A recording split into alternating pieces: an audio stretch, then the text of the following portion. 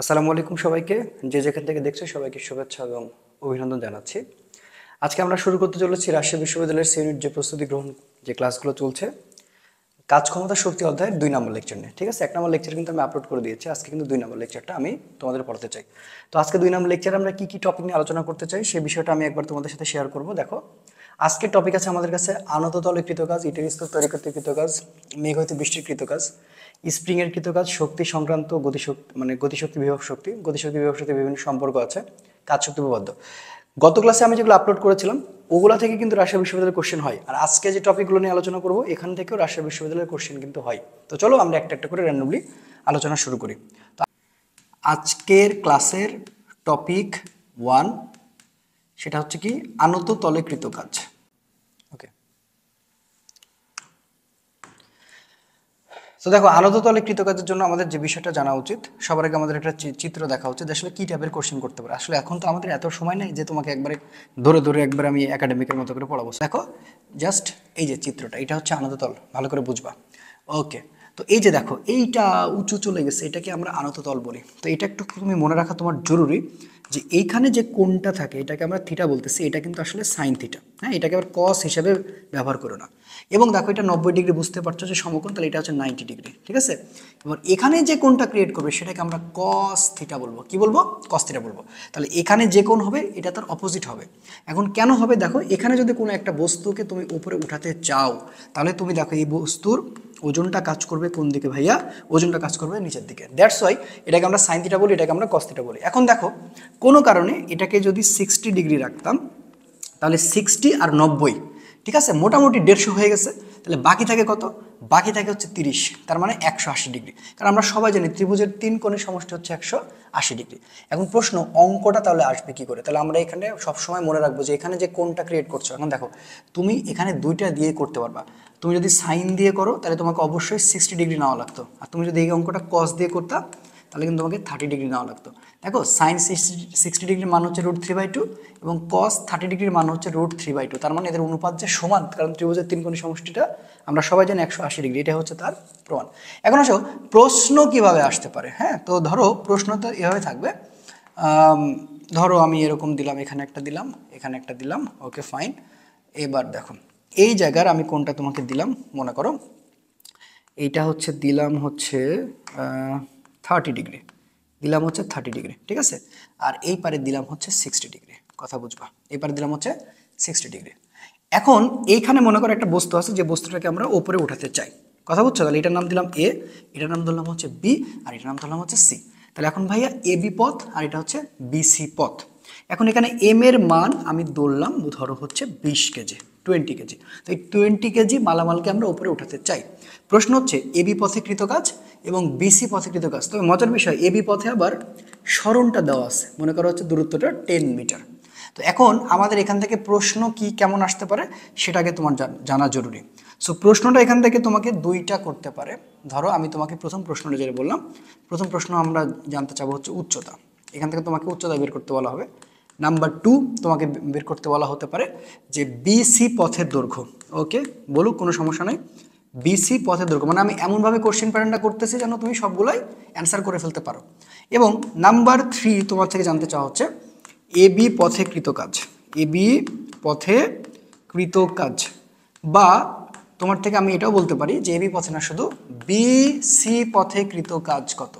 ঠিক আছে, তাহলে এবি পথে এবং বিসি পথে। তাহলে আমরা একটা একটা করে সলভ করা শুরু করি। আমরা একটু বোঝার চেষ্টা করব যে এটা যেহেতু সাইন, আমি তোমাকে বারবার বলে দিয়েছি আনততলে কৃতকাজের এই কোণটা কিন্তু সাইন ভাই, এই দুই কোণটা কিন্তু সাইন, এখানে কিন্তু কস ধরিও না।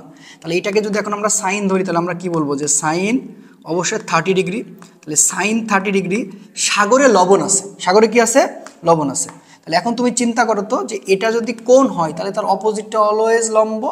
তাহলে এটা হচ্ছে আমার লম্ব, ঠিক আছে, এটা হচ্ছে আমার লম্ব, ভালো করে। তাহলে এটা হচ্ছে এইচ, এইচ এর মানটা কিন্তু আমরা জানি না। তাহলে সাগরে লবণ আছে, লম্ব বাই অতিভুজ, তাহলে এখানে লম্বর মানটা কত ভাইয়া?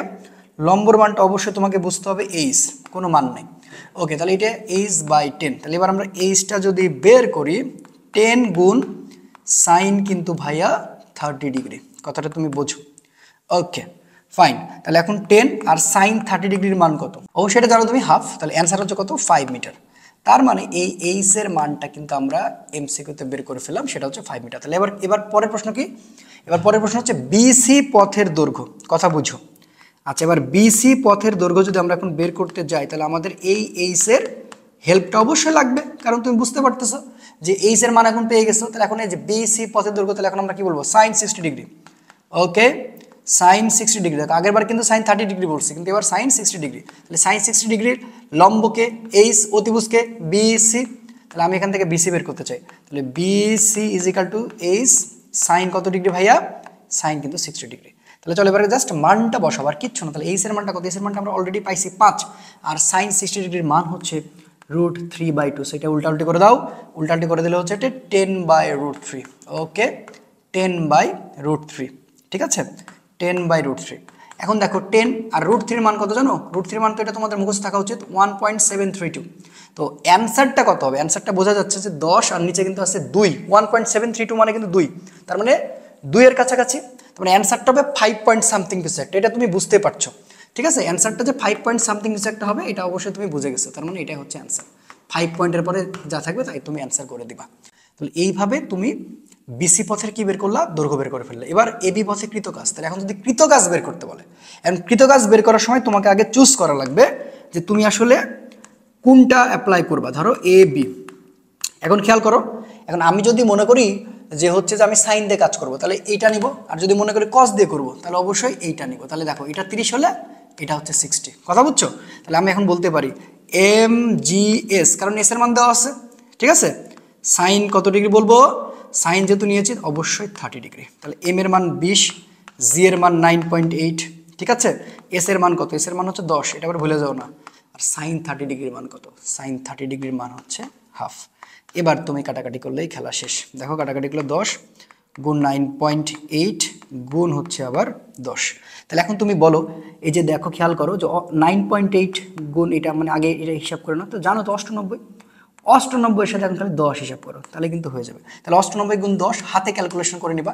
আমি তোমাদের হাতে ক্যালকুলেশনের উপরে কিছু ভিডিও দিব, আশা করি আর কোনো সমস্যা হবে না। তোমাদের এই ক্যালকুলেশনে তোমরা প্রবলেম করছো, এখন 98 10 এটা ক্যালকুলেশন করলে তাহলেই তো হয়ে গেল, ঠিক আছে। এটা ক্যালকুলেশন করার একটা নিয়মটা আমি তোমাকে বলি। দেখো এখানে তুমি খেয়াল করো 98 সাথে কিন্তু তুমি 10 আছে, কথাটা বুঝো। তো এই দেখো পরে যে 0 আছে তুমি তো এটা পাবাই, তুমি 0কে আগে কাউন্ট করবে না। তাহলে 98 সাথে তুমি যদি গুণ করে দাও আগে, তাহলে 98 কে 98, তাহলে তুমি কিন্তু দেখো 98 গুণ হচ্ছে 10। দেখো ভালো করে বুঝো, আমরা কিন্তু এই দেখো নর্মাল এটা নিয়মটা কি? নর্মাল নিয়ম হচ্ছে আগে এটার সাথে গুণ করবা, তাহলে 8 গুণ 0 মানে হচ্ছে কত? 0। তারপরে 0-র সাথে 9 গুণ করলে 0, তাহলে এখানে একটা ক্রস চিহ্ন নিতে হয়, 8 1 8, 9 1 9, অ্যান্সার কত? 980, কথা বুঝো।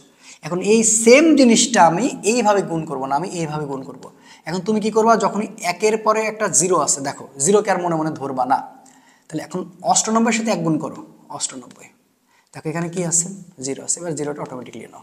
তার মানে অ্যান্সারটা হচ্ছে 980। তুমি যদি মনে করতে যে বি সি পথে বের করবা, হ্যাঁ সেটাও হতো। তাহলে ডাব্লু বি সি পথে বের করলে অবশ্যই মাথায় রাখতে হবে তোমার এই যে এটা এম জি এস কস যেহেতু নিয়েছে তাহলে 60 ডিগ্রি নিব না, অবশ্যই কি নিব? 30 ডিগ্রি, মাথায় রেখো 30 ডিগ্রি, কথা বুঝছো? তাহলে এম এর মান কত? এম এর মান তো দেওয়া আছে 20, জি এর মান 9.8। এবার এস এর মানটা কোনটা? এই যে এস এর মানটা কিন্তু তোমাকে এটা নিতে হবে 5 পয়েন্ট সামথিং। আচ্ছা 5ই ধরলাম, 5 পয়েন্ট সামথিং মানে 5 ধরে নিবা। আচ্ছা cos 30 ডিগ্রি মান হচ্ছে √3/2। আশা করি এভাবে অ্যান্সারটা বের করে ফেলতে পারবা। তাহলে আনততালে কৃতকাজ থেকে তোমার এই টাইপের কোশ্চেন বা এরকম কোশ্চেন আসতে পারে, সুন্দর করে নোট করে নাও, নিয়মটা শিখে নাও। কারণ আমরা তো এই টপিকগুলো শেষ করে আমরা প্র্যাকটিসে চলে যাব, কথা কি বুঝছো না? হাতে কিভাবে ক্যালকুলেশন করবা, কত দ্রুত ক্যালকুলেশন করা যায়, সব নিয়মগুলো আমি তোমাকে দিব। এখন আপাতত আগে কনসেপ্টটা তোমাকে মাথায় রাখতে হবে, যেন এরকম কোশ্চেন আসলে তোমার কোনো সময়ের জন্য প্রবলেম মনে না হয়, কথা বুঝছো? ওকে, তাহলে আনততলে কৃতকাজ থেকে এরকম কোশ্চেন আসলে ইনশাল্লাহ পারবা। এবার পরের টপিকে চলে যায়, ইটের স্তূপ তৈরি করতে কৃতকাজ।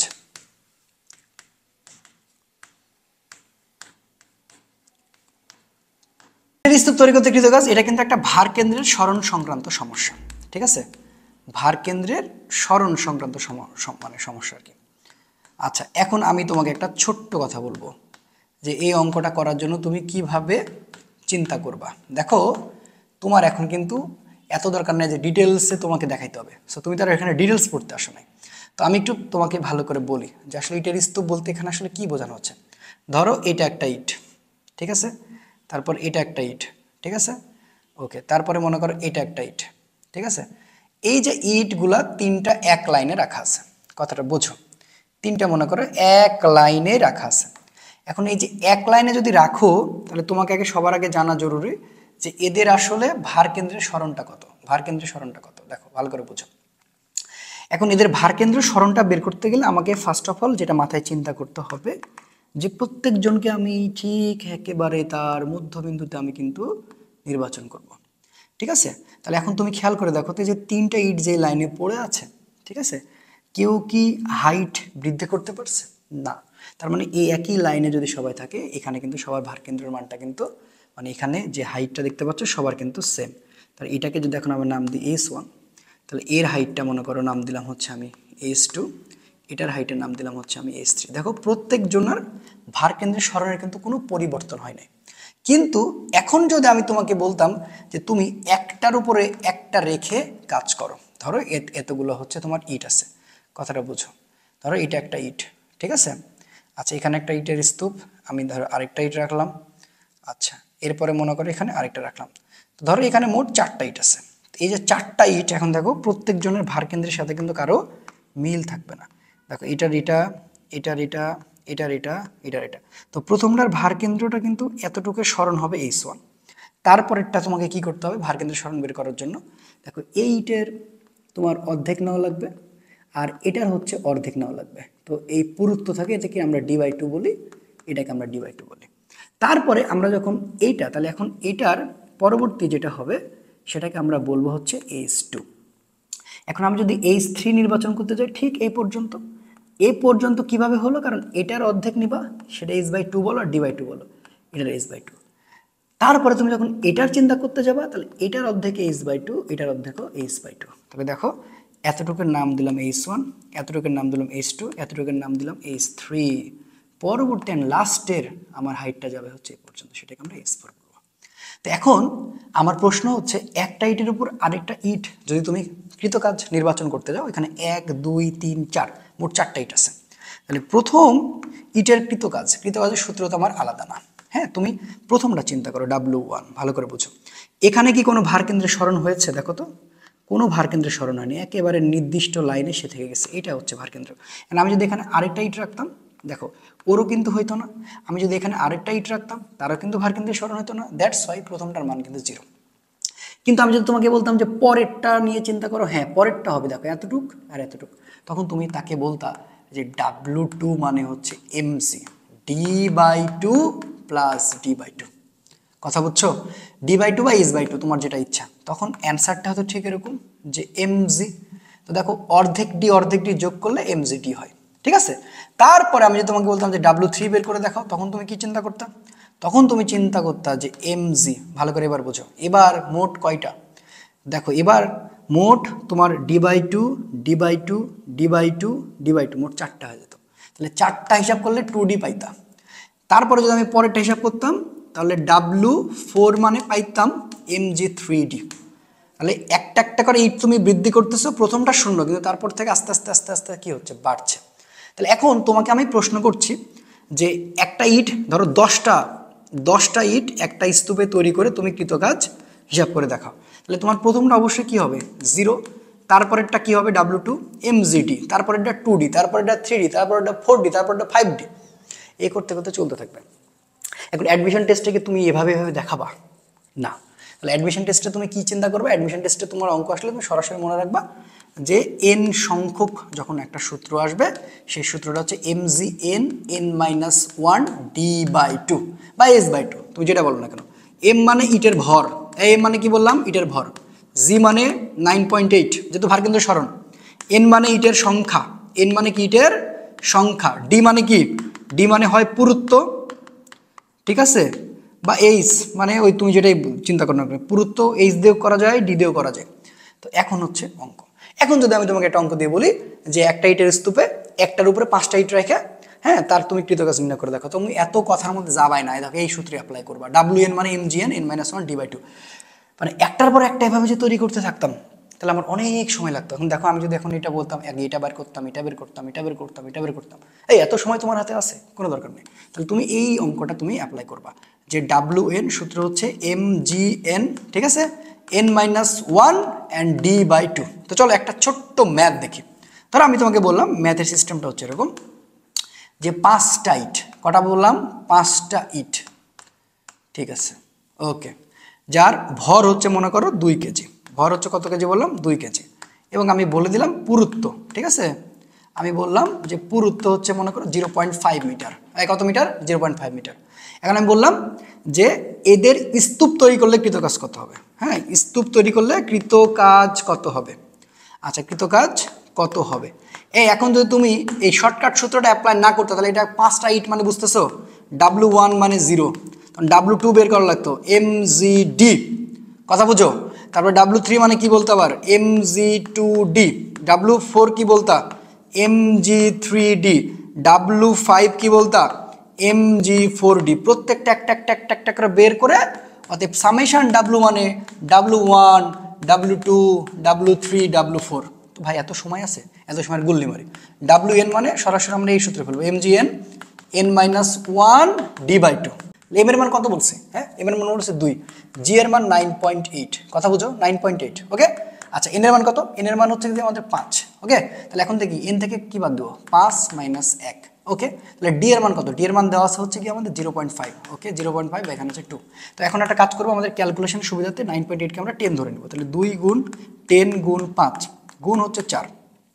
আচ্ছা কিন্তু খেয়াল করো তো 0.5 মানে হাফ না, হ্যাঁ অবশ্যই হাফ, তাহলে হাফ এখানে 2, তাহলে এটা যদি পরবর্তী লাইনটা উল্টাই দিই তাহলে 2 গুণ 10 গুণ 5 গুণ 4, ঠিক আছে। এটা যদি এখন উল্টাই দিই ভাই তাহলে 1/4 হয়, ওকে 1/4 হয়। আচ্ছা দেখলে 4 4 কাটা, তো দেখো কত সহজ হয়ে গেলো, 2 গুণ 10 গুণ এখন 5 থাকে, তাহলে 10 দুগুণও 20, 5 20 100, ওকে অ্যান্সার চলে আসছে 100 চলে। তার মানে অ্যান্সারটা ওই যে আমি তো এখানে দেখো জাস্ট 0.2 এর একটু ব্যবধান আছে, তার মানে একটু কম হতে পারে, এই তো নাকি, তাছাড়া তো কোনো সমস্যা নেই। তাহলে এইভাবে আমরা হাতের ক্যালকুলেশন খুব সহজে করে নিতে পারি ইনশাআল্লাহ। লক্ষ্য করো মেঘ হতে বিশেষিত কাজ খুবই সহজ একটা, এটা কিচ্ছু না, জাস্ট একটু তোমাদের বোঝানোর জন্য আমার একটা হালকা একটু মেঘ আঁকানো লাগবে। তো মনে করো এটা হচ্ছে মেঘ, ঠিক আছে, এটা হচ্ছে মেঘ। আচ্ছা তো এটা কিচ্ছু না ভাই, জাস্ট এই যে এখান থেকে বলে নিচের কোন সম্পর্কটি সঠিক এই টাইপের কথাবার্তা। দেখো মেঘ থেকে যখন বৃষ্টি নিচের দিকে পড়বে, ধরো বৃষ্টি নিচের দিকে পড়ছে, তাহলে এখানে যে এই যে পানিগুলো আছে ওজন কাজ করে কোন দিকে নিচের দিকে, তো এই বরাবর আমি প্রসঙ্গ কাঠামো চিন্তা করলাম, তাহলে এটা কি আমার, এটা তো আমার হাইট নাকি। তো দেখো উলম্ব সরণ যেহেতু আছে, উলম্ব সরণ যেহেতু আছে তখন আমাদের সূত্রটা কি হবে, ডাব্লু মানে হচ্ছে এমজিএস, খেলা শেষ। এখন দেখো এমজিএস, কারণ দেখো এখানে এই যে এমজি এবং তাকে উপরে উঠাতে সমপরিমাণ বল আমার এফ লাগে, ঠিক আছে। তাহলে এফ এর সাথে এইচ দুজন একই দিকে ক্রিয়া করতেছে, তাহলে আমরা একটা ডাব্লু মানে যখন আমরা এফ এইচ কজ হচ্ছে 0 ডিগ্রি করে থাকি তখন এফকে ভাঙালে হচ্ছে এমজিএস, দ্যাটস হয় এটাই হয়ে যাচ্ছে, কজ 0 ডিগ্রি মানে হচ্ছে 1। এখন মজার বিষয় হচ্ছে এম কে ভাঙলে হয় আমরা সবাই জানি যে রো মানে হচ্ছে এম বাই ভি, কথা বুঝো, হ্যাঁ রো মানে কিন্তু এম বাই ভি, তাহলে এম মানে কি, এম মানে হচ্ছে রো ভি। তো এই অঙ্কে আসলে রো মানে ডেনসিটি, ডেনসিটি মানে ঘনত্ব, তো রোটা না লিখে ডি লেখা থাকে রে ভাই, ডি মানে বলা হয় এম বাই ভি, তো দ্যাটস ওয়াই এম মানে বলা যায় ডিভি, হ্যাঁ। তো এখানে এম কে রিপ্লেস করে খালি ডিভি জিএইচ লেখা থাকে, এইটা দেখে বলা ভাবে নতুন কোন সূত্র কই থেকে আসছে। আবার দেখো এইখানে দেখো ডি ভি মানে আমরা জানি সবাই হচ্ছে এ এইচ, তো এখানে এইচ না বলে এখানে এ টি লেখা থাকে, একই ঘটনা, কথা বুঝছো। তো জিএইচ এইটা দেখে মনে করো আল্লাহ কোন জায়গা থেকে আসলো, আমি জীবনে মনে চোখেই দেখিনি ব্যাপারটা এরকম, এরকম কিচ্ছু না ভাই। সো সেম সূত্রটা জাস্ট এখানে এভাবে থাকে। তো এই কনভার্টটা জেনে রাখো, এখান থেকে আসলে ওরকম ম্যাথ আসার সম্ভাবনা নাই, নিচের কোন সম্পর্কের সঠিক এই টাইপের কথাবার্তা কিন্তু আসতে পারে।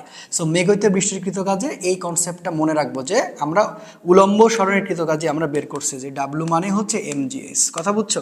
তো এম মানে কি, এম মানে হচ্ছে ডিভি জিএইচ। সো ডিকে ভাঙলে কি হচ্ছে, মানে এমকে ভাঙলে ডিভি হচ্ছে, সো ডি ভিকে ভাঙলে এ এইচ বলা যায়। তো সেখানে কিছু কিছু বইয়ে সুন্দর করে এইচের জায়গাতে ডি এখানে এটি ব্যবহার করা হয়। তো একই ঘটনা ভাই, যেটা লাও সেটাই করতো, এটা নিয়ে তো টেনশন নেওয়ার কিছু নাই। তো এটা হচ্ছে মেঘ হইতে বৃষ্টির কৃতকাজের কনসেপ্টটা, ঠিক আছে, ওকে ফাইন। এবার আমরা আরেকটা পরবর্তী টপিক নিয়ে আলোচনা করব যেটা খুবই গুরুত্বপূর্ণ, এখান থেকে প্রশ্ন আসার সম্ভাবনা মোটামুটি তুমি বলতে পারো, ঠিক আছে। স্প্রিং এর কৃতকাজ। তো প্রথম কোশ্চেন হচ্ছে যে এই যে স্প্রিং এর কৃতকাজ যে তোমাকে আমি পড়াচ্ছি এটা আসলে কি বলের উদাহরণ, উত্তর হচ্ছে পরিবর্তনশীল বল দ্বারা কৃতকাজের উদাহরণ। ঠিক আছে, তাহলে এটা কি স্প্রিং দ্বারা কৃতকাজ, এটা হচ্ছে পরিবর্তনশীল বল দ্বারা, পরিবর্তনশীল বল দ্বারা, ওকে আমি একটু লিখি, পরিবর্তনশীল বল দ্বারা, পরিবর্তনশীল বল দ্বারা কৃতকাজের উদাহরণ, বল দ্বারা কৃতকাজের উদাহরণ, কৃতকাজের উদাহরণ। এই কথা বুঝছো তোমরা? ওকে, তো এখন দেখো এত কথা তো বলার কিচ্ছু নাই। সো এখানে দুইটা জিনিস তোমাকে মাথায় রাখা লাগবে, একটা এজেন্ট আর একটা স্প্রিং। ঠিক আছে, তো এটার জন্য আগে সহজ কথা একটু তোমাকে এই সম্পর্কটা জানা লাগবে, এ প্রপোর্শনাল এক্স। কারণ কি, একটা স্প্রিংকে যখন তুমি টানাটানি করবা, ভালো করে বুঝো, এই যে টানাটানি করতেছো, এই যে টানতেছো এফ, এই যে তুমি টেনে নিয়ে চলে গেছো, এখন কিন্তু ছাড়ো নাই, তো তুমি হচ্ছে এজেন্ট। তুমি কে? এজেন্ট। তাহলে তুমি এখন যত পরিমাণ টানবা তোমার সরণটা বৃদ্ধি পাবে, দ্যাটস ওয়াই তুমি বলবা এফ এ প্রপোর্শনাল এক্স, এটাকে এজেন্ট। তো এজেন্ট দ্বারা যে বল বা এজেন্ট দ্বারা যে কাজ সেটা সবসময় প্লাস হয়, সেটা কখনো মাইনাস হতে পারে না, এটা মনে রাখবা। তাহলে এখন দেখো আমি যদি এটাকে উঠাই দিই, তাহলে এখানে একটা ধ্রুবক আসবে, তাকে আমরা স্প্রিং ধ্রুবক কে এক্স বলে থাকি। ঠিক আছে, তাহলে এটা হচ্ছে এজেন্ট কর্তৃক, এটা কি বললাম? এজেন্ট, এটা কখনো মাইনাস হতে পারে না। কিন্তু এখন যখন তুমি ছেড়ে দিবা রে ভাই, তখন স্প্রিংটা কিন্তু আমার এই দিকে চলে আসবে, তো এটা হচ্ছে স্প্রিং। তাহলে F S proportional minus X, কারণ সে এদিকে চলে আসছে, তাহলে F S equal to minus K X. এইটা হচ্ছে কি? এটা হচ্ছে স্প্রিং দ্বারা। এটা সম্পর্ক কি দ্বারা? এটা হচ্ছে স্প্রিং দ্বারা। কথা বুঝছো? তাহলে এই যে স্প্রিং দ্বারা যে ব্যাপারটা আমি তোমাকে বললাম, এটাকে বলা হয় প্রত্যয়নী বল, প্রত্যয়নী বল বলা হয়ে থাকে। ওকে, কারণ সে আগে প্রত্যয় করতে পারে। তো এই যে এজেন্ট কর্তৃক, তাহলে এটা হচ্ছে প্লাস আর এটা হচ্ছে কি? এটা হচ্ছে মাইনাস। এখন সেম ওয়ে এখানে জাস্ট দুইটা সূত্র, একটা হচ্ছে স্প্রিং প্রসারণ, একটা হচ্ছে স্প্রিং সংকোচন। তো দেখো আমি একটু সহজে তোমাকে বলতে চাই, যেটা তুমি স্প্রিং প্রসারণ পেতে চলেছ, যে স্প্রিং প্রসারণটা হচ্ছে প্লাস এবং এটাই হচ্ছে এজেন্ট কর্তৃক, এটা হচ্ছে এজেন্ট কর্তৃক। কথা বুঝছো? আর যেটা হচ্ছে স্প্রিং সংকোচন, হ্যাঁ, এইটা হবে মাইনাস, এটা হবে মাইনাস, এবং এটা হচ্ছে স্প্রিং দ্বারা, এটা হচ্ছে সরাসরি স্প্রিং দ্বারা। এখন এখানে আমরা কৃতকাজটা পাবো হচ্ছে কিভাবে? ওই যে সমাকলন করে এ ফাংশন এক্স ডিএক্স, এটা হচ্ছে লোয়ার লিমিটের ঘর আর এটা হচ্ছে আপার লিমিটের ঘর, তোমাদের প্রথম লেকচারে কিন্তু বুঝাইছে। এখন তোমার কি এটার দরকার আছে নাকি? এই তুমি কি এটা প্রতিপাদন করবা একাডেমিকে, যে কি মানে মাস্টার্স করবা? দরকার নেই তো। তো তুমি সহজে কিভাবে মনে রাখবা আমি সেটা বলি। ডাব্লু এ স্প্রিং, এ মানে এজেন্ট, স্প্রিং প্রসারণ, তাহলে এখন তুমি বুঝবে হাফ কে, সহজ কথা শেষ, এক্স এফ এর উপর স্কোয়ার এক্স আই এর উপর স্কোয়ার। এটা মানে কি? এফ মানে হচ্ছে ফাইনাল পার্ট সরণ, আর এক্স আই মানে ইনিশিয়াল পার্ট। কথা বুঝছো? আর যদি সেটা ডাব্লিউ এস থাকে তাহলে বুঝবা এটা হচ্ছে স্প্রিং, তাহলে এটা অবশ্যই মাইনাস হওয়া লাগবে। তাহলে মাইনাস হওয়ার জন্য কি হবে? এক্স আইটা আগে থাকবে, এক্স এফটা পরে থাকবে, এই হলো কাহিনী। তাহলে এটা হচ্ছে প্লাস আর এটা হচ্ছে মাইনাস অটোমেটিকলি। তাহলে এটা হচ্ছে এজেন্ট কর্তৃক, এটা কি কর্তৃক? এজেন্ট কর্তৃক। আর এটা কি কর্তৃক? এটা হচ্ছে স্প্রিং কর্তৃক। কথা ভালো করে বুঝছো? তাহলে এই দুইটা কথা খালি মনে রাখো, তাইলেই আমি খুশি। যে একটা হচ্ছে এজেন্ট কর্তৃক মানে প্রসারণ, আর এটা কি বললাম বলো তো, যেটা হচ্ছে মাইনাস সেটা হচ্ছে স্প্রিং কর্তৃক। ওকে, তাহলে এই যে সূত্রটা তুমি এখানে দেখতে পাচ্ছ, যে একটা হচ্ছে এজেন্ট আর একটা কি বলেছে, আর একটা হচ্ছে স্প্রিং বলেছে। কথা বুঝছো? এখন আমরা যেটা পড়বো সেটা হচ্ছে যে আমাদের স্প্রিংয়ের জাস্ট দুইটা সমবায় আছে, একটা হচ্ছে সমান্তরাল এবং আরেকটা হচ্ছে কিন্তু শ্রেণী। তুমি রোধ যেটা পড়েছো না, রোধের জাস্ট উল্টাটা, এই পার্টটা একটু বুঝে রাখো, তাহলে আমাদের কাজে লাগবে। আর সহজে মনে রাখবা যে স্প্রিং প্রসারণের কৃতকাজ মানে কিন্তু সরাসরি আমরা দেখো এই সূত্রটা দিয়েই পড়ে আসছে 19-এ, যে ডাব্লু মানে হাফ কে এক্স স্কোয়ার। আসলে এটা সেম জিনিসটা বোঝানো হয়েছে, শুধুমাত্র পার্থক্যটা বোঝানো হচ্ছে যে যখন তুমি একটা স্প্রিংকে এখান থেকে টানতেছো রে ভাই, এই ধরো এটা 0 থেকে শুরু করে তুমি টেনে গেছো, তার মানে কি 10 মাইনাস 0। তো এইটা বোঝানো হচ্ছে 10 মাইনাস 0 মানে 10 থেকে 0কে কি করতে হবে? বাদ দিতে হবে, এই আর কি, আর কিচ্ছু না। তাহলে চলো আমরা একটা ছোট্ট জিনিস এখানে দেখবো, সেটা হচ্ছে স্প্রিং এর সমবায়। তাহলে স্প্রিং এর সমবায় হচ্ছে দুইটা, মনে রাখবা। স্প্রিং এর সমবায় হচ্ছে দুইটা। কয়টা কি বলবা তুমি? একটা হচ্ছে শ্রেণী, একটা হচ্ছে শ্রেণী আর একটা হচ্ছে কি সমান্তরাল, এটা মনে রাখবা। একটা হচ্ছে শ্রেণী এবং আরেকটা হচ্ছে সমান্তরাল। ঠিক আছে, তো দেখো শ্রেণী, এটা আসলে কিসের শ্রেণী? এটা আসলে ধ্রুবকের। হ্যাঁ, তো এটাকে আমরা এই জন্য বলবো কে এস, আর এটাকে বলবো আমরা হচ্ছে কেপি, এটা একটু মনে রাখবা। তাহলে স্প্রিং এর সমবায় হচ্ছে কি বললাম? একটা শ্রেণী সমবায় আর একটা হচ্ছে সমান্তরাল সমবায়। তাহলে এই যে কেটা হচ্ছে কি স্প্রিং ধ্রুবক, তাহলে স্প্রিং ধ্রুবকের সূত্রগুলো একটু আলাদা হবে। তুমি যেটা রোধে পড়ছো না, রোধে তুমি যা পড়ছো রোধের জাস্ট উল্টাটা। হ্যাঁ, তাহলে আমরা জাস্ট রোধে কি পড়েছি? আর এস মানে কিন্তু আমরা কি বলতাম? R1 প্লাস হচ্ছে R2 প্লাস হচ্ছে R3, তুমি কিন্তু এটা বলতে, রাইট? এবং এটা Rn পর্যন্ত চলতো, কিন্তু এটাকে তুমি বলবা 1/k1, ঠিক আছে, 1/k2, ওকে, অ্যান্ড হচ্ছে তুমি বলবা 1/k3 এবং এইভাবে চলতে থাকবে, ঠিক আছে, চলতে থাকবে 1/kn পর্যন্ত। হ্যাঁ, তাহলে এটাকে তুমি কি ইনভার্স করে দাও। আচ্ছা, আর কেপি হবে উল্টা, k1 প্লাস হচ্ছে k2 প্লাস হচ্ছে k3, কথা বুঝছো, এইভাবে চলতে থাকবে এবং সেটা হচ্ছে kn পর্যন্ত। হ্যাঁ, এই হলো কাহিনী। এখন তো চলো আমরা একটা ছোট্ট ম্যাথ বা ছোট ট্রিক্স দেখি যে আসলে কেমন টাইপের থাকবে। ধরো স্প্রিংটা ঠিক এইভাবে থাকবে, এই যে দেখো এইটা এবং এটা, দেখো এই দুটা কিন্তু শ্রেণীতে আছে, এটা ভুলে যাও না। আবার দেখো এইটা, এই যে দেখো, এই যে দেখো, ঠিক আছে, এই যে খেয়াল করো। তো এই যে দুটা স্প্রিং আছে, আমি এটাকে বললাম যে 10 newton per metre. 10 newton per metre, এটা হচ্ছে 10 নিউটন পার মিটার, এটা হচ্ছে 10 নিউটন পার মিটার। দেখো এই দুটা শ্রেণী, এই দুটা শ্রেণী। এখন আমি তোমাকে যদি বলি যে সরণ হয়েছে মনে করো 2 মিটার, হ্যাঁ, তাহলে কৃত কাজ কত? তো তুমি এই সময় কি চিন্তা করবা যে কৃত কাজ বের করতে বলছো, অবশ্যই সেটা প্রসারণের ক্ষেত্রে বলা হচ্ছে। হ্যাঁ, তো প্রসারণের ক্ষেত্রে বলা হয়েছে, তো তুমি মনে করো যে তুমি সূত্র তো জানো যে ডাব্লু মানে হাফ কে এক্স স্কোয়ার, কারণ এখানেও তার আদি আর শেষ বিন্দু নাই। তাহলে হাফ, হ্যাঁ, কে এর মানটা তুমি জানো না কিন্তু এক্স এর মানটা জানো, তাহলে এক্স এর মানটা 2 তার উপর স্কোয়ার, তাহলে এখন কে এর মানটা বের করা লাগবে। তাহলে এই দুইটা শ্রেণীতে আছে, ভালো করে বুঝো। তাহলে শ্রেণীতে আছে, তাহলে কি করবা, 10 আর 10 দুজন কি, দুজন শ্রেণী, তার মানে কি উল্টা 1/10 অ্যান্ড 1/10, এই টাইপের অঙ্কগুলো দিবে। যদি দেয় তাহলে ইনভার্স করো, তাহলে কিন্তু 5 নিউটন পার মিটার পাবা, ঠিক আছে। এবার এই দুটাকে নাম দিবা হচ্ছে KS2, KS2কে কি বলবা 1/10 এবং এটাকে বলবা হচ্ছে 1/10, হ্যাঁ, এটা ইনভার্স করে দিবা, তাহলে এটা কত পাবা 5 নিউটন পার মিটার পাবা। দেখো এই দুইটা আবার কি, এই দুইটা আবার আছে সমান্তরালে, তো সমান্তরালের সূত্রটা তো অবশ্যই একটু চেঞ্জ, যে KP এই দুটো যোগ করতে হবে, যে K1 প্লাস হচ্ছে K2, মানে এই যে এই KS1, এটার নাম দেওয়া উচিত ছিল KS1, KS2, আশা করি তুমি বুঝতে পারছো। আচ্ছা, ঠিক করে দিই, KS1 এবং হচ্ছে KS2 দুটা যোগ করে দাও, তো দুটো যোগ করলে 5 আর 5 কত হয়, 10 নিউটন পার মিটার হয়, কথা বুঝো। তো এই যে 10 নিউটন পার মিটার তুমি আবারও ব্যাক পাইছো, তাহলে এখন তুমি জাস্ট এখানে কি মানটা বসাবা, তাহলে এটার মানটা হচ্ছে 10।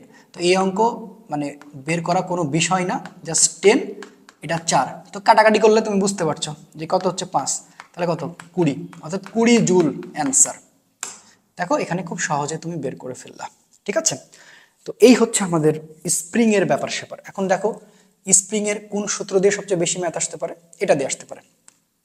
এফ মানে আমরা কি পড়ে আসছি, কে এক্স। দেখো এফ কে তোমার হচ্ছে এরকম থাকতে পারে, যে ধরো এখানে একটা স্প্রিং ঝুলায় রাখছে, ঝুলায় রেখে বলছে যে স্প্রিং এর অগ্রভাগে একটা ছোট্ট বস্তু আছে, ধরো 2 কেজি ভরের একটা বস্তু। তো 2 কেজি ভরের একটা বস্তু আছে, তোমাকে এটা বলে দিচ্ছে। এখন তোমাকে বলতে চাচ্ছে যে এইটার ক্ষেত্রে সরণ কত হয়েছে বা স্প্রিং ধ্রুবক কত হয়েছে, এরকম। এখান থেকে তোমাকে প্রশ্ন করতে পারে যে স্প্রিং ধ্রুবক কত, ঠিক আছে। তো এই যে স্প্রিং ধ্রুবক জানতে চাচ্ছে, তুমি বুঝতে পারছো কে বের করা লাগবে। তো এফ মানে হচ্ছে এমজি, তোমাকে ভেঙে নিবা কে এক্স, অতএব কে এক্স মানে হচ্ছে এমজি। এই টাইপের ছোটখাটো কোশ্চেনগুলো একটু বেশি দিয়ে দেয়। তাহলে এখন এখান থেকে কে বের করলে কি করা লাগবে, যে এমজি বাই এক্স, ঠিক আছে। তাহলে এম এর মান হচ্ছে 2, ওকে। তো সরণ তো একটা থাকবে, ধরো সরণ বলেছে হচ্ছে যে তোমার 2 মিটার থেকে 4 মিটার হয়েছে, তাহলে 4 থেকে 2 বাদ দিতে হবে, 4 থেকে 2 বাদ দেওয়া লাগবে, কারণ আমার তো প্রদত্ত সরণটা দরকার। তাহলে এম এর মান হচ্ছে কত বলেছিলাম, এর মান 2 কেজি বলেছি, জি এর মান হচ্ছে 9.8 বলেছি, আর এক্স এর মান কত বলেছি, এক্স এর মান আমি বলেছি 2 থেকে 4, তার মানে 4 - 2 মানে হচ্ছে 2, কথা বুঝছো। দেখো 2 2 কাটা, কত সুন্দর করে হয়ে গেল 9.8 নিউটন পার মিটার। এটাই হচ্ছে স্প্রিং ধ্রুবকের মান। তো এই টাইপের কোশ্চেন আসতে পারে। এবং আরেকটা মোস্ট প্রবাবলি যেটা আসে, দেখো আমরা কিন্তু কাজ শক্তি উপপাদ্য সবাই জানি, কাজ শক্তি উপপাদ্য সবাই জানি, রাইট। সো ডাব্লু মানে হচ্ছে আমরা জানি যে হাফ, আসলে এটা একটু পরে আমি আসবো, তারপরে একটু ছোট্ট কথা শেয়ার করি। হ্যাঁ, তো স্প্রিংয়ের ম্যাথে দেখো বিষয়টা হচ্ছে যে দেখো হাফ, ডাব্লু মানে স্প্রিংয়ের সূত্রে কিন্তু হাফ কে এক্স স্কোয়ার, কথা বলছো। তাহলে এখন এই যে কাজের সূত্র, তাহলে আমরা কি জানি যে ডাব্লু মানে হচ্ছে half M V square minus half M U square, কথাটা বুঝো। তার মানে কি ডাব্লু মানে তুমি সরাসরি হাফ এম ভি স্কোয়ার লিখতে পারো, ঠিক আছে না। এখন এই ডাব্লু মানে আবার তুমি হাফ কে এক্স স্কোয়ার লিখতে পারো, হাফ কে এক্স স্কোয়ার মানে এখন হাফ এম ভি স্কোয়ার তুমি অবশ্যই লিখতে পারো, দুই পাশে হাফ হাফ কেটে দিতে পারো। এখন তুমি চাইলে এখান থেকে কে এক্স স্কোয়ার মানে এম ভি স্কোয়ার নতুন একটা সূত্র তুমি জানতে পারো। Yes, this is the your সূত্র, কথা কি বুঝছো? এই হচ্ছে ব্যাপার। তাহলে কে এক্স স্কোয়ার মানে এম বি স্কোয়ার হতে পারে, সেখানে যদি কোনো কারণে এম এর মান দেওয়া আছে, মনে করো হচ্ছে 2 কেজি বলছে, তোমাকে জানতে যাচ্ছে ভিটা বের করে দেখো, সেখানে স্প্রিং ধ্রুবকের মান দেওয়া আছে, স্প্রিং ধ্রুবকের মান দেওয়া আছে। তাহলে তুমি তো এটা অবশ্যই বুঝে গেছো না যে কে এক্স স্কোয়ার মানে এম বি স্কোয়ার, এটা দিয়ে কিন্তু সূত্র হতে পারে হতে পারে হতে পারে হতে পারে। যদি আমি কাজ শক্তি উপপাদ্য এখন আসেনি, আসলে তো বুঝাবোই ব্যাপারটা। এই সবাই কি ক্লিয়ার হয়েছে? তাহলে এটা দিয়েও কিন্তু ম্যাথ আসতে পারে। এবার আমরা পড়বো হচ্ছে শক্তি সংক্রান্ত, ঠিক আছে? আর কোনো কিছু কাজ নিয়ে এত লাফালাফি করা লাগবে না রাজশাহী ইউনিভার্সিটির জন্য আপাতত। তো শক্তি সংক্রান্ত, তো শক্তির মধ্যে আমাদের সবার আগে জানা লাগবে যে শক্তি আসলে মোটামুটি কয় প্রকার। তো এটা হচ্ছে থিওরির কোশ্চেন। তারপর আমি বলতেছি শক্তি বেসিক্যালি 9 প্রকার। তো এটার জন্য একটা ছন্দ আছে, ছন্দটা একটু মনে রাখবো, তাহলে মনে খুব ভালো হয়।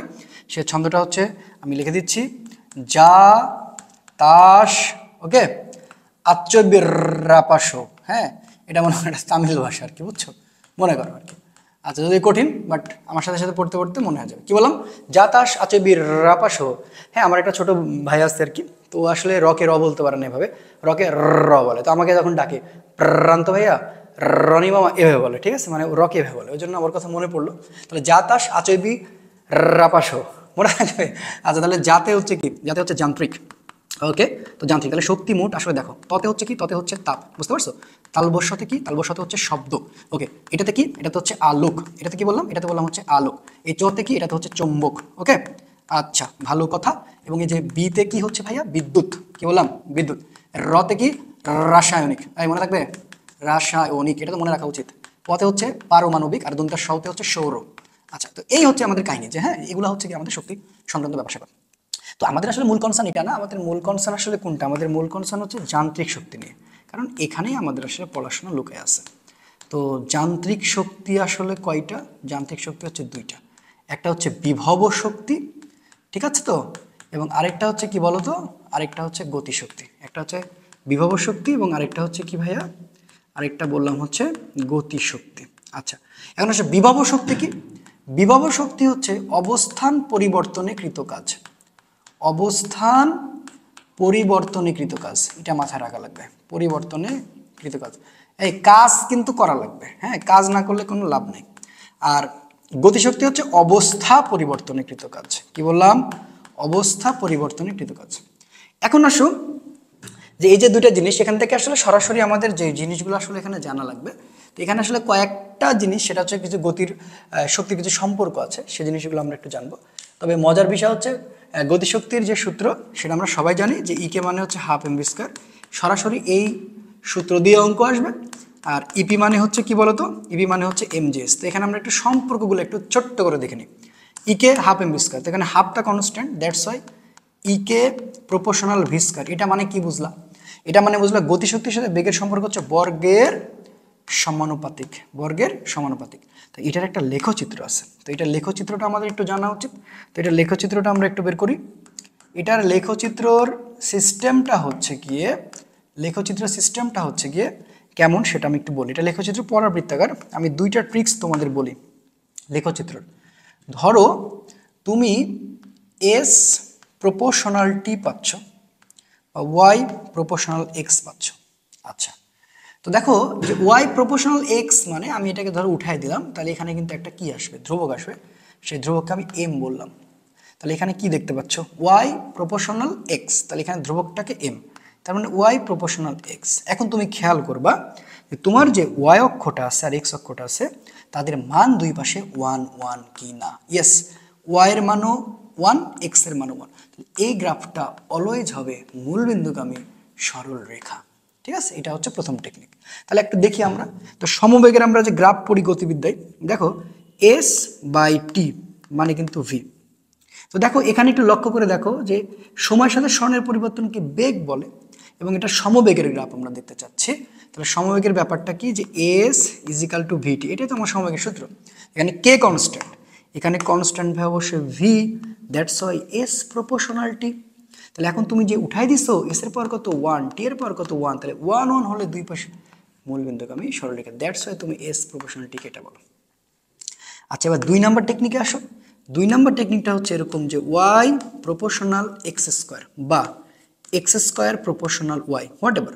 তুমি খেয়াল করবে এক পাশে 1 আছে, ইয়েস আছে।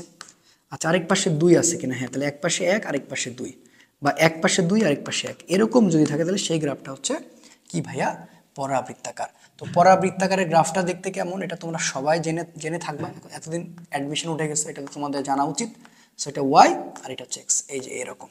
হ্যাঁ, তাহলে এখন তুমি খেয়াল করো তো, এখন খেয়াল করো তো আমাদের এই যে ইকে প্রপোর্শনাল ভি স্কয়ার, তাহলে সেই গ্রাফটা কেমন হওয়া উচিত, এটা কি এখন আমার বলা লাগবে যে ইকে প্রপোর্শনাল ভি স্কয়ার, ইকের পাওয়ার 1 ভি এর পাওয়ার 2, তাহলে এই গ্রাফটা অবশ্যই মূলবিন্দুগামী সরলরেখা নয়, পরাবৃত্তাকার। তাহলে এটা হচ্ছে ওয়াই অক্ষ আর এটা হচ্ছে এক্স অক্ষ। তো ওয়াই অক্ষটা আমরা কাকে বলবো, ইকে, আর এটাকে হচ্ছে ভি। ঠিক আছে, তো এই সেম জিনিসটা কিন্তু ভরবেগ গতিশক্তির ক্ষেত্রেও হতে পারে, ইকে প্রপোর্শনাল ভি স্কয়ার, এই সরি ইকে, ঠিক আছে, প্রপোর্শনাল হচ্ছে পি স্কয়ার। তাহলে দেখো এই দুজনের পাওয়ার একটা 1 আর এটা হচ্ছে 2, তাহলে ওয়াই অক্ষ আর একটা হচ্ছে এক্স অক্ষ, তাহলে এই যে দেখো একটা 1 আর এখানে 2, তাহলে এটাও পরাবৃত্তাকার। সো ইকে প্রপোর্শনাল পি স্কয়ার বা ইকে প্রপোর্শনাল ভি স্কয়ার যেটা হোক না কেন, সেই গ্রাফগুলো কেমন হবে, সেই গ্রাফগুলো পরাবৃত্তাকার হবে। কথা কি বুঝতে পারছো? এখানে একটা অঙ্ক সবচেয়ে বেশি আসে, সেটা হচ্ছে কি, রাজশাহী ইউনিভার্সিটিতে এই ম্যাথ এতবার দেয়, কেন দেয় আমি জানি না। ভূমি থেকে স্পর্শ করার পূর্ব মুহূর্তে, ভূমি থেকে স্পর্শ করার পূর্ব মুহূর্তে, করার পূর্ব মুহূর্তে, ঠিক আছে, পূর্ব মুহূর্তে গতিশক্তি কত? আচ্ছা, তো এই যে টাইপের অঙ্ক আসে রে ভাই, হ্যাঁ, কেন যে দেয় এত সহজ অঙ্ক, পোলাপান তারপরে ভুল টুল করে বসে থাকে, কেন করে আমি এটাও জানি না। এটা এটা মনে রাখবা যে ভূমি থেকে স্পর্শ করার পূর্ব মুহূর্তে গতিশক্তি হোক আর বিভব শক্তি হোক, সূত্র কিন্তু আমাদের একটাই, সেটা কি, সেটা হচ্ছে এমজিএস। কি বললাম, এমজিএস। এটা মনে রাখলে হয়ে গেল। আচ্ছা, কেন সে কথাটা বললাম আমি এখন তোমাকে বললাম যে ধরো স্থির অবস্থান থেকে একটা বস্তুকে তুমি ফেলে দিচ্ছ, তার ভরটা হচ্ছে কত, তার ভরটা হচ্ছে মনে করো আমি ধরলাম হচ্ছে 20 কেজি, এই 10 কেজি, 10 কেজি একটা ভরের বস্তুকে, 10 কেজি ভরের বস্তুকে, আমি এতগুলো লিখবো না আর কি, জাস্ট বলবো 10 কেজি ভরের একটি বস্তুকে, হ্যাঁ, তো স্থির অবস্থান থেকে তুমি উপর থেকে নিচে ফেলে দিচ্ছ, তো ভূমি থেকে স্পর্শ করার পূর্ব মুহূর্তে এর গতিশক্তি কত হবে, তোমার থেকে এটা জানতে চাওয়া হয়েছে। তাহলে 10 কেজি ভরের একটা বস্তুকে, এই যে বস্তুকে তুমি কি করছো, ফেলে দিচ্ছ, ঠিক আছে। আচ্ছা, ভালো কথা। তো ফেলে দেওয়ার পরে কি বলছে, যে এখন বলা হচ্ছে যে এটার ভূমি থেকে স্পর্শ করার পূর্ব মুহূর্তে গতিশক্তি কত ছিল, যার হাইটটা অবশ্যই থাকবে। সো হাইটের মানটা মনে করো 10 মিটার, কত মিটার, 10 মিটার। আচ্ছা, এখন নর্মালি তুমি চিন্তা করো যে ই কে মানে হচ্ছে, তুমি কি জানো, গতিশক্তি বের করতে বলে সূত্র হচ্ছে half M V square, right. আচ্ছা, এখন তুমি চিন্তা করো হাফ এম, তো ভি স্কয়ার মানে আবার কি জানি আমরা, ভি স্কয়ার মানে আমরা জানি গুণ করবো আগে ইউ স্কয়ার প্লাস হচ্ছে 2gh, হ্যাঁ। তাহলে যেহেতু স্থির অবস্থান, তাহলে স্থির অবস্থান মানে ইউ এর মান 0, দ্যাটস ওয়াই হাফ, এখানে এম, এখানে 2gh থাকে, বুঝছো। তাহলে দেখো 2 2 কাটা, তখন কি এমজিএইচ টিকে, এই হচ্ছে তফাৎ, আর কিচ্ছু না। এই যে এমজিএসটিকে তখন আমরা যেই অঙ্কটা দিক না কেন মনে রাখবো, ভূমি থেকে স্পর্শ করার পূর্ব মুহূর্তে যে কোনো শক্তি চাইলে তুমি এমজিএস মেরে দিবা। তাহলে কি বললাম, ভূমি থেকে স্পর্শ করার পূর্ব মুহূর্তে যে কোনো শক্তি চাইলে, যে কোনো শক্তি চাইলে, যে কোনো শক্তি চাইলে, ভূমি থেকে স্পর্শ করার পূর্ব মুহূর্তে, কথাটা মনে রাখবা, যে কোনো শক্তি চাইলেই সূত্র কিন্তু একটাই, এমজিএস, এমজিএস। এখন এটা তো তোমার ওই যে একাডেমিকে রিটেনে দেখানো লাগছে না যে তুমি আবার আলাদা করে দেখাবা, দরকার নাই, জাস্ট তোমার অ্যান্সার বের করা নিয়ে কথা, ঠিক আছে। যে ভূমি থেকে স্পর্শ করার পুরো মুহূর্তে সূত্র কি একটাই, এমজিএইচ, আশা করি মনে থাকবে। সো এটা নিয়ে এত প্যারা নেওয়ার কিচ্ছু নাই। একটা সম্পর্ক আছে এখানে, ভরবেগ ও গতিশক্তির সম্পর্ক। তো ভরবেগ ও গতিশক্তির সম্পর্কটা কিভাবে আসছে? আচ্ছা, ভরবেগ ও গতিশক্তির সম্পর্ক আমি কিছুক্ষণ আগে একটা ছোট্ট করে বলছি, বাট এবার একটু খুব ভালো করে ব্যাখ্যাটা করতে চাই। সেটা হচ্ছে দেখো, ই কে মানে হচ্ছে পি স্কয়ার বাই হচ্ছে 2m, এইটা হচ্ছে ভরবেগ আর গতিশক্তির সম্পর্ক। তো এখন এটার গ্রাফ তো তুমি বুঝতে পারতেছো, এটার গ্রাফটা কি হতে চলেছে, পরাবৃত্তাকার। তার মানে এটা হচ্ছে ই কে থাকবে আর এটা হচ্ছে পি থাকবে, এটা নিয়ে তো আর কোনো সমস্যা নাই। সেই গ্রাফ যদি ভুল করছে কানের উপর দিয়ে একজনকে ঠিক করে দেবো, তাহলে ই কে আর এটা হচ্ছে পি, এটা নিয়ে তো কোনো সমস্যা থাকার কথা না।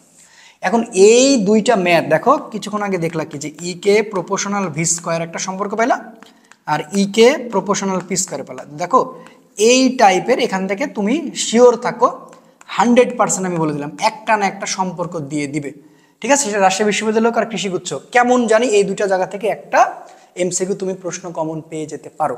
সো এটার একটা শর্টকাটও আছে, কিছু অঙ্ক আছে, সেই অঙ্কটা আমরা একটু সলভ করার চেষ্টা করব। দেখো আমি কিছু কোশ্চেন তুলে ফেলছি, তো কোশ্চেনগুলো আসলে কেমন করে আসে, তো এটা একটু দেখলে বুঝতে পারো। কি বলতেছে, প্রথম কোশ্চেন আমি কিন্তু কোনো মানে অপশন তুলিনি, বুঝছো? এম ভরের একটি বস্তুর গতিশক্তি ই হলে এর ভরবেগ কত, ঠিক আছে? তো ভরবেগ জানতে চাচ্ছে। এম ভরের একটা বস্তুর গতিশক্তি কিন্তু ই বলছে, তো এটা কই থেকে আসছে? এই যে রে বাবা, এই সূত্রটা আমরা জানি না যে ই কে মানে হচ্ছে কি বলতো, পি স্কোয়ার বাই হচ্ছে 2m, কথা বোঝো। তা আমার এখান থেকে আসলে পিটা যে ভরবেগটা জানতে চাচ্ছে, তাহলে ভরবেগটা বের করতে বললে কি করবো আমরা এখন? আমরা এখান থেকে আড়াআড়ি গুণ করবো, যে পি স্কোয়ার মানে হচ্ছে 2m ই, ই বলি আর তুমি কে বলো, যে কোনো সমস্যা নেই। তো এটা একটা কমন কোশ্চেন, হ্যাঁ, এই যে এখানে মাথার উপর রুট থাকে, অ্যান্সার হয় যে 2me। এটা যে কতবার আসছে রাজশাহী ইউনিভার্সিটিতে এর আগে, যে অনেকগুলো যখন ইউনিট একসাথে পরীক্ষা, মানে অনেকগুলো ইউনিট ছিল আগে, যখন এফ ইউনিট, জি ইউনিট, হ্যাঁ, সি ইউনিট ছিল, এইচ ইউনিট ছিল, তখন এগুলোতে বেশি বেশি কোশ্চেন আসতো। সো দেখো এটা হচ্ছে অ্যান্সার, হ্যাঁ। এবার আসে কি বলছে, নিম্নের বস্তু সমূহের মধ্যে কোনটির গতিশক্তি বেশি, কোনটির গতিশক্তি বেশি। তাহলে এখন গতিশক্তি বেশি মানে সূত্র তো আমরা জানি না, যে কে মানে হচ্ছে কি হাফ এম ভি স্কয়ার। দেখো এখানে প্রত্যেকটা হচ্ছে কি দেওয়া আছে, অপশন দেওয়া আছে, এখন তোমাকে টেস্ট করা লাগবে। হ্যাঁ, তো অ্যান্সার আমি তোমাকে বলে দিচ্ছি বি নাম্বার। তো চলো আমরা একটু টেস্ট করে দেখি ব্যাপারটা, ইয়ে করি, অপশন টেস্ট করি। তাহলে ই কে মানে আমরা কি জানি, ই কে মানে আমরা জানি হচ্ছে হাফ এম ভি স্কয়ার, কথা বুঝছো? তাহলে হাফ, আচ্ছা এম এর মানটা কত, প্রথমে 3m আছে, আচ্ছা 3m নাও, ভালো কথা। আর ভি এর মানটা এখানে কত দেওয়া আছে, ভি এর মানটা শুধুমাত্র ভি দেওয়া আছে, হ্যাঁ, তাহলে এখানে ভি স্কয়ার। ওকে, তাহলে দেখো এইটা যদি এখন আমি ইয়ে করি, তাহলে কত হচ্ছে, এখানে হচ্ছে 3/2, ঠিক আছে, এম ভি স্কয়ার। ওকে, অ্যান্সারটা বি, বুঝছো? এই অ্যান্সারটা কিন্তু বি। তো আমি একটু দেখাই, জাস্ট হাফ, হ্যাঁ, তো এখানে তুমি বের করবা যে হাফ এম ভি স্কয়ার, কথা বুঝছো? তাহলে হাফ, এবার এম এর মানটা কত দশ, এম এর মানটা দশ 2m, বুঝছো? আর ভি এর মানটা কত দশ 3v স্কয়ার। ওকে, তাহলে 3v স্কয়ার। এখন যদি আমরা একটু ক্যালকুলেশন করি, অ্যান্সার কিন্তু বের হয়ে যাবে। তাহলে হাফ, হ্যাঁ, এটা হচ্ছে গিয়ে তোমার 2m, আর এটা হবে 9v স্কয়ার। এ দুই কাটা, তাহলে এখানে থাকে হচ্ছে তোমার হচ্ছে যে 9m ভি স্কয়ার। গতিশক্তি আর বিভব শক্তির কিছু সম্পর্ক, গতিশক্তি ও বিভব শক্তির কিছু সম্পর্ক। আচ্ছা, চলো আমরা জাস্ট 4টা জিনিস মনে রাখবো, তাহলেই খেলা শেষ, ঠিক আছে? তাহলেই খেলা শেষ। ওকে, সেটা কি কি হতে পারে? আচ্ছা, এটা আগে তোমাকে বুঝতে হবে। এটা হচ্ছে মুক্ত বস্তুর ক্ষেত্রে, মুক্ত মুক্ত বস্তুর ক্ষেত্রে, মানে মুক্ত হয় পড়ন্ত বস্তুর ক্ষেত্রে সংরক্ষণশীলতার নীতি, এই পার্টটা হচ্ছে, বুঝছো? তো আমি একটা বস্তুকে উপর থেকে নিচে ফেলাই দিব, কোথায় আবার গতিশক্তি বিভব শক্তির সমান হবে, দ্বিগুণ হবে বা 3 গুণ হবে বা অর্ধেক হবে, এই টাইপের টার্মগুলো, হ্যাঁ। তো আমি একটা ছোট্ট একটু বললাম যে একটি বস্তুকে, হ্যাঁ, একটি বস্তুকে স্থির অবস্থান হতে নিচে ফেলে দিলে কোথায় উহার গতিশক্তি বিভব শক্তির সমান হবে। এটার জন্য কি করা লাগবে, এটার জন্য আমাদের একটা সুন্দর করে একটা চিত্র আঁকাতে হবে। দেখো এই যে একটা বস্তুকে তুমি উপর থেকে জাস্ট নিচে ফেলে দিবা, তো দেখো এটা পুরোটা হচ্ছে এইচ, পুরোটা এইচ। যখন এই যে বস্তুটা এখান থেকে এই পর্যন্ত পড়ছে, এখানে গতিশক্তি প্রাপ্ত হয়, আর এখান থেকে এই পর্যন্ত এটা হচ্ছে বিভব শক্তি প্রাপ্ত হয়। তো পুরোটাকে যেহেতু আমরা এইচ ধরে থাকি, পুরোটা মান হচ্ছে এইচ, ঠিক আছে? এখান থেকে মনে করো এক্স উচ্চতায় বস্তুটা অবস্থান করে, তাহলে এটাকে আমরা কি করব, এইচ মাইনাস এক্স, মানে এইচ থেকে এক্সকে বাদ দিই। তো আমাদের কন্ডিশনটাকে একটি বস্তুকে স্থির অবস্থান হতে নিচে ফেলে দিলাম, কোথায় আর গতিশক্তি বিভব শক্তির সমান হবে। এটা হচ্ছে মুক্তভাবে পড়ন্ত বস্তুর ক্ষেত্রে সংরক্ষণশীলতার নীতি, আমরা একাডেমিকে পড়ে আসছি। তাহলে ই কে মানে হচ্ছে ইপি, কথা বুঝছো? এই দুজন সমান, এবং অ্যান্সারটা হচ্ছে এক্স মানে হচ্ছে এইচ/2। মানে যদি আমি তোমাকে বলি 100 মিটার উচ্চতা থেকে কাউকে ফেলে দিচ্ছ, তাহলে অ্যান্সার হবে 50 মিটার। 50 মিটার থেকে ফেলে দিলে অ্যান্সার হবে 25 মিটার। 25 মিটার থেকে ফেলে দিচ্ছ 12.5 মিটার। আচ্ছা, কীভাবে হয়েছে? তাহলে ই কে মানে কি আমরা জানি, হাফ এম ভি স্কয়ার। আমি একটা জাস্ট দেখাবো, বাদ বাকি সব পেরে যাবো। ওকে, এবার ইপির সূত্র হচ্ছে কি, এমজিএইচ। ওকে, তো আমরা এখানে এমজিএইচ না বলে এমজিএক্স বলবো। কেন? কারণ এই যে দেখো এটা ইপি, এই অবস্থানকে এক্স বলা আছে। তাহলে হাফ এম ভি স্কয়ার মানে হচ্ছে স্কয়ার প্লাস হচ্ছে 2gh মাইনাস এক্স, কারণ এখানে তুমি দেখো ঘটনাটা কিন্তু ঘটাই দিচ্ছ আর কি। এখন দেখো এমজিএক্স, কথা বোঝো। এখন দুই পাশে কাটাকাটি করো, কাটাকাটি করলে খেলা শেষ হয়ে যাবে। সো এম কাটা এম কাটা, তার আগে আমি হাফ, এখানে দেখো এটা তো 0, এটা কিন্তু গুণ অবস্থায় আছে, 2gh মাইনাস এক্স কিন্তু আছে। তারপরে আমি কাজ করা শুরু করি। ওকে, এবার দেখো এই জি কাটা এই জি কাটা, ঠিক আছে? আর কোনো ঝামেলা আছে? নাই। তাহলে এই দুই আর এই দুয়ে কাটা, তাহলে এখন কি থাকতেছে, H minus x is equal two x. তাহলে এখন দেখো এটা মাইনাস ওপারে চলে গেলে কি হয়ে যায়, প্লাস হয়ে যায় 2x, অতএব এক্স মানে h/2, এটাই হচ্ছে অ্যান্সার। দেখো কন্ডিশন কিন্তু হয়ে গেছে। তাহলে এটা ছিল যদি আমরা কি বলছি, দেখো আমি সূত্র কিন্তু আগে বলেছি যে সমান মানে বুঝবা যে h/2 এইটা করা লাগবে। এখন যদি আমি তোমাকে বলতাম একই কন্ডিশন, এবার কন্ডিশনটা হচ্ছে কেমন আমি তোমাকে বলে দিই, সব ঠিকঠাক আছে বুঝছো, এইটাই দিয়ে সবচেয়ে বেশি প্রশ্ন আসে। 3 স্টার, আর্জেন্টিনা 3বার কাপ নিছে, ওই জন্য 3 স্টার দিলাম, ঠিক আছে, আমি আর্জেন্টিনার সাপোর্টার। শক্তি ভালো করে বুঝবা, কোথায় উহার গতিশক্তি